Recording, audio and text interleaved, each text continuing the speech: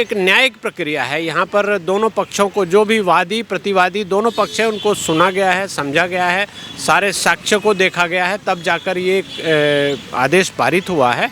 तो इसके बीच में कोई भी ओवैसी हो या कोई भी हो, तो उनको कोई संवैधानिक शक्तियाँ नहीं प्राप्त है। वो आप कुछ लोगों के रिप्रेजेंटेटिव हो सकते हैं, अपने लोगों को रिप्रेजेंटेशन दीजिए, उनकी बात आप संविधान में रखिए, लेकिन इसका मतलब नहीं है कि आप देश में जहाँ भी कहीं कुछ हो रहा है तो आप उसके एक ठेकेदार बन जाए, आप आकर कहीं भी कुछ बोलने लगे। ऐसा कोई अधिकार आपको दिया नहीं गया है। आप अपने क्षेत्र के सांसद हैं, वहीं तक सीमित रहिए। अखिलेश यादव के कहने से सीधा साबित हो जाता है कि धर्म की राजनीति कौन कर रहा है। देखिए, समाज में हमारे धर्म किसी व्यक्ति विशेष की क्या अपना मानना है, वो अपना उसकी पद्धति है। उस हिसाब से पूजा के लिए न्यायालय से आदेश दे दिया गया। न्यायालय के आदेश के पहले किसी ने पूजा करने के लिए कोई झगड़ा कहीं कुछ नहीं किया, ज़बरदस्ती कोई चीज़ नहीं की है। तो न्यायालय के आदेश के बाद न्यायालय ने प्रशासन को कहा है कि 7 दिनों के अंदर आप करें। अगर वहाँ स्वतः ही पूजा हो रही है और प्रशासन को कुछ नहीं करना पड़ रहा है, तो एक बड़ी खुशी की बात है, बड़ा हर्ष का विषय है। इसमें अखिलेश जी के पेट में दर्द क्यों हो रहा है, ये मुझे समझ में नहीं आ रहा है। शायद अखिलेश जी को ऐसा लग रहा है कि उनका जब शासन था तो उन्होंने ऐसे जो पूजा होती थी उसको बंद कराई, उनके पिताजी ने बंद कराई, तो उस सब का दर्द लगता है हो। नमस्कार, बहुत बहुत स्वागत है आपका ऑल इंडिया न्यूज़ पर। मैं यशपाल राजपुरोहित। 2024 के लोकसभा चुनाव से पहले देश में जहां सियासी घमासान मचा हुआ है, वही इस बार आपको ये भी बता दें कि सनातन धर्म का जो पुनरुत्थान हो रहा है, उसको लेकर भी भारत भूमि में इस बार हम देख सकते हैं कि लोगों का जो उत्साह है, लोगों में जो जागृति आई है, वो इससे पहले हमें देखने को नहीं मिली थी। ये कलयुग है और कलयुग में भगवान राम को जहाँ अपना भव्य दिव्य और नव्य महल, अपना घर मिला, वही इसके बाद अब चर्चाओं में है ज्ञान वापी का मामला। आपको बता दें, इस वक्त हमारे साथ एडवोकेट उमेश शर्मा जी मौजूद हैं। सर, बहुत बहुत स्वागत है आपका।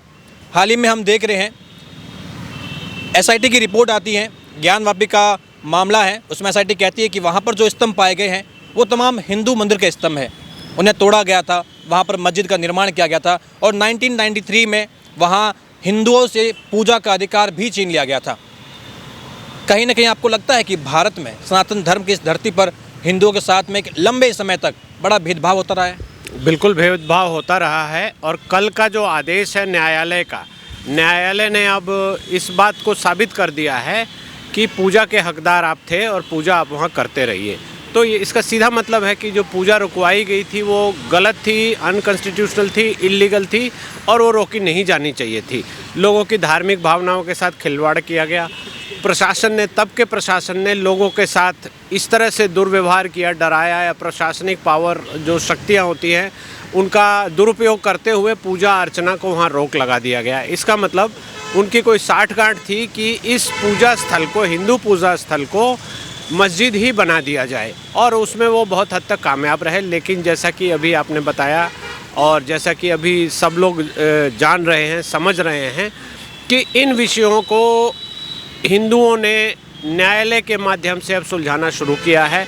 और अब न्यायालय में जब गए हैं तो एसआईटी ने सर्वे करके जो रिपोर्ट दी है उसमें सब कुछ सच सामने आ गया है। सारी जो गलत चीज़ें की गई थी वो भी सामने आ गई है और ये अब स्थापित हो गया है। इसको देखते हुए ही न्यायालय ने आदेश किया है कि पूजा वहाँ शुरू की जाए, पूजा के हकदार आप हैं। और साथ साथ कोर्ट ने प्रशासन को आदेश भी दिया है कि 7 दिन के अंदर यहाँ पूजा शुरू कराएं। और खुशी की बात है कि पूजा आज से ही शुरू हो गई है, ये अच्छी बात है।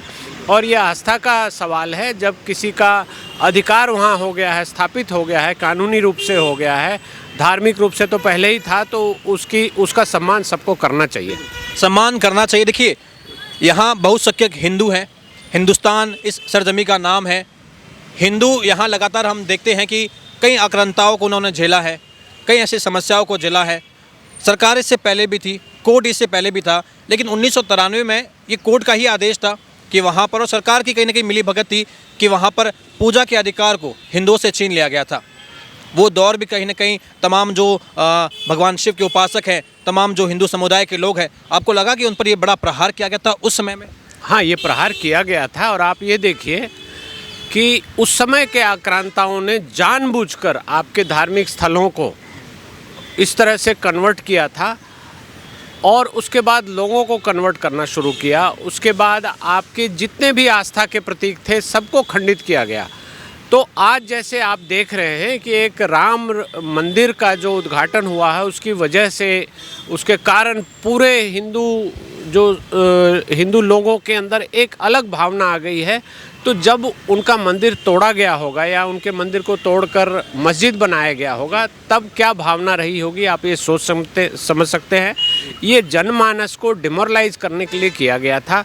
चूँकि अब हमारे यहाँ न्यायालय की प्रक्रिया है और संविधान का कानून है, ऐसा नहीं है कि कोई भी जो जीत कर आए वो अपने हिसाब से कोई मंदिर को मस्जिद बना दे, मस्जिद को मंदिर बना दे, या जो पहले आक्रांताओं ने किया था कि तोड़कर मस्जिद अपनी ताकत के तलवार के बल पर मस्जिद बना दी, तो वो अब नहीं हो रहा। अब न्यायालय में आप जाइए, सबूत दिखाइए, सबूतों के आधार पर, सबूतों का जो साइंटिफिक इवैल्यूएशन होता है, सर्वे होता है, टेक्निकल लोगों का सारा इनपुट आता है, तो उसको देखते हुए ही न्यायालय आदेश करती है। इसमें दोनों पक्षों का पूरा कानूनी अधिकार होता है कि आप उसकी अपील लगा सकें, उसके विरुद्ध आप हाई कोर्ट जाएं, उसके विरुद्ध आप सुप्रीम कोर्ट जाएं, जैसा कि इस केस में हो रहा है। इससे पहले राम मंदिर के केस में भी हुआ। तो ये एक ऐसी प्रक्रिया है जो सबको मान्य है और सबको इसका सम्मान भी करना चाहिए, सबको मानना भी चाहिए। आपने कहा कि ये प्रक्रिया है, सबको मान्य है, सबको सम्मान करना भी चाहिए, लेकिन आज भी हम देख रहे हैं कि मुस्लिम पक्ष की ओर से लगातार ये दावे किए जा रहे हैं, लगातार ये कहा जा रहा है कि यहाँ पर मस्जिद ही थी, मंदिर तोड़ के मस्जिद नहीं बनाई गई। ये भी मुस्लिम पक्ष के द्वारा कहा जा रहा है कि देखिए जो वर्शिप एक्ट है उसका उल्लंघन किया जा रहा है और खुले तौर पर इसका उल्लंघन किया जा रहा है। असदुद्दीन ओवैसी का भी यही कहना है कि प्लेसेज ऑफ वर्शिप एक्ट का उल्लंघन किया जा रहा है। देखिए, उनके कहने से तो होगा नहीं, ये न्यायालय का आदेश है। अगर उनको इतना ही ये गलत लग रहा है तो वो न्यायालय में आए, अपनी बात को रखें, पार्टी बने। सबसे पहले तो कानूनी प्रक्रिया है, ऐसे रास्ते चलते आप न्यायालय के ऊपर या न्यायाधीश के ऊपर कोई कमेंट नहीं कर सकते। गलत हो रहा है, आपके कहने से गलत नहीं हो रहा है, ये न्याय संगत हो रहा है। और आप कोई खामखा के इसमें नहीं है कि आप आकर रास्ते में बोल जाएं कि ये गलत हो रहा है। आपकी बातों की कोई कीमत नहीं है और अगर आप ऐसा बोलते हैं तो आपको बचना चाहिए, ये कभी नहीं बोलना चाहिए। और ये एक न्यायिक प्रक्रिया है, यहाँ पर दोनों पक्षों को, जो भी वादी प्रतिवादी दोनों पक्ष हैं, उनको सुना गया है, समझा गया है, सारे साक्ष्य को देखा गया है, तब जाकर ये आदेश पारित हुआ है। तो इसके बीच में कोई भी ओवैसी हो या कोई भी हो, तो उनको कोई संवैधानिक शक्तियाँ नहीं प्राप्त है। वो आप कुछ लोगों के रिप्रेजेंटेटिव हो सकते हैं, अपने लोगों को रिप्रेजेंटेशन दीजिए, उनकी बात आप संविधान में रखिए, लेकिन इसका मतलब नहीं है कि आप देश में जहाँ भी कहीं कुछ हो रहा है तो आप उसके एक ठेकेदार बन जाए, आप आकर कहीं भी कुछ बोलने लगे। ऐसा कोई अधिकार आपको दिया नहीं गया है। आप अपने क्षेत्र के सांसद हैं, वहीं तक सीमित रहिए।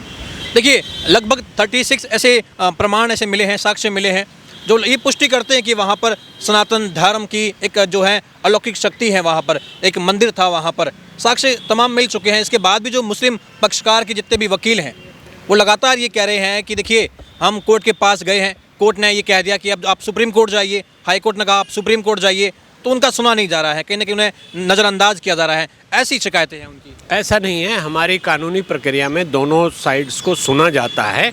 ये बात अलग है कि ऑफ द रिकॉर्ड या कोर्ट के बाहर आकर वो ड्रामा करने लगे कि हमको नहीं सुना जा रहा या रूलिंग पार्टी हमारे साथ ऐसा कर रही है, वैसा कर रही है। ऐसा कुछ नहीं होता है। आप देखेंगे कि यहाँ पर बहुत सारे ऐसे न्यायालय के आदेश हुए हैं जो रूलिंग पार्टी के विरुद्ध भी हुए हैं। तो ऐसा कुछ नहीं है कि न्यायालय किसी पार्टी के फेवर में चलती है। न्यायालय सबूत पर चलती है, न्याय संगत बातें करती है और वहाँ पर दोनों पक्षों को अपना अपना पक्ष रखने का अधिकार दिया गया है हमारे संविधान में, और उसके हिसाब से ये होता है। तो इसमें किसी को भी ऐसा अग्रीव्ड होकर लोगों को बरगलाने की कोशिश ना करें, लोगों को मिसलीड करने की कोशिश ना करें, ये गलत है। हमारा संविधान का जो संविधान से जो प्रदत्त शक्तियाँ हैं और संविधान के अनुसार जो न्यायपालिका बनाई गई है, उस न्यायपालिका का आदेश है, आपको उसको सम्मान करना ही चाहिए, करना ही पड़ेगा। अगर आप नहीं करेंगे तो उसके असम्मान की भी बहुत सारे प्रोविजंस है, वो आपको भुगतने होंगे। जी, हमने देखा कि ज्ञानवापी के व्यास जी के तहखाने में कहीं ना कहीं हिंदुओं का जब पूजा करने का अधिकार वापस से प्राप्त हुआ, एक लंबे समय के बाद में ये अधिकार प्राप्त हुआ है, बेहद खुशी की बात है ही। लेकिन यहाँ भी आपत्ति दर्ज कराई जा रही है। विपक्ष के द्वारा कहा जा रहा है कि कोर्ट ने कहा था कि आप 7 दिनों के अंदर अंदर वहाँ पर पूजा का प्रबंध कीजिए, लेकिन भाजपा की क्या इसमें मिली भगत है कि रात को अचानक से देर रात को वहाँ पर पहले ही दिन पूजा की गई वहाँ पर? तो ये शिकायतें हैं विपक्ष को कि जब 7 दिन का आपको एक प्रक्रिया का वक्त दिया गया है कोर्ट ने, तो आपने इतनी जल्दबाजी क्यों करी? आपने पहले ही दिन, वो भी आधी रात को वहाँ पर पूजा क्यों करी? देखिए, अखिलेश यादव का ये कहना है। अखिलेश यादव के कहने से सीधा साबित हो जाता है कि धर्म की राजनीति कौन कर रहा है। देखिए, समाज में हमारे धर्म किसी व्यक्ति विशेष की क्या अपना मानना है, वो अपना उसकी पद्धति है। उस हिसाब से पूजा के लिए न्यायालय से आदेश दे दिया गया। न्यायालय के आदेश के पहले किसी ने पूजा करने के लिए कोई झगड़ा कहीं कुछ नहीं किया, ज़बरदस्ती कोई चीज़ नहीं की है। तो न्यायालय के आदेश के बाद न्यायालय ने प्रशासन को कहा है कि 7 दिनों के अंदर आप करें। अगर वहाँ स्वतः ही पूजा हो रही है और प्रशासन को कुछ नहीं करना पड़ रहा है तो एक बड़ी खुशी की बात है, बड़ा हर्ष का विषय है। इसमें अखिलेश जी के पेट में दर्द क्यों हो रहा है ये मुझे समझ में नहीं आ रहा है। और अगर न्यायालय ने इस बात को कहा है तो दोनों पहलुओं को देखते हुए कहा है। शायद अखिलेश जी को ऐसा लग रहा है कि उनका जब शासन था तो उन्होंने ऐसे जो पूजा होती थी उसको बंद कराई, उनके पिताजी ने बंद कराई, तो उस सब का दर्द लगता है। उनका ये कहना है कि प्रक्रिया है, एक 7 दिन का जब समय दिया तो अचानक से इतना जल्दी क्यों? प्रक्रिया पे कहीं ना कहीं कह रहे हैं कि एक प्रोसेस है, प्रोसेस फॉलो नहीं किया जा रहा है। ऐसा कुछ नहीं है। 7 दिन के अंदर के लिए न्यायालय ने कहा है। 7 दिन का मतलब न्यायालय के आदेश के तुरंत बाद भी पूजा हो सकती है। 7 दिन के बाद अगर शुरू कराते हैं तो वहाँ पर प्रशासन का दोष आ जाता है।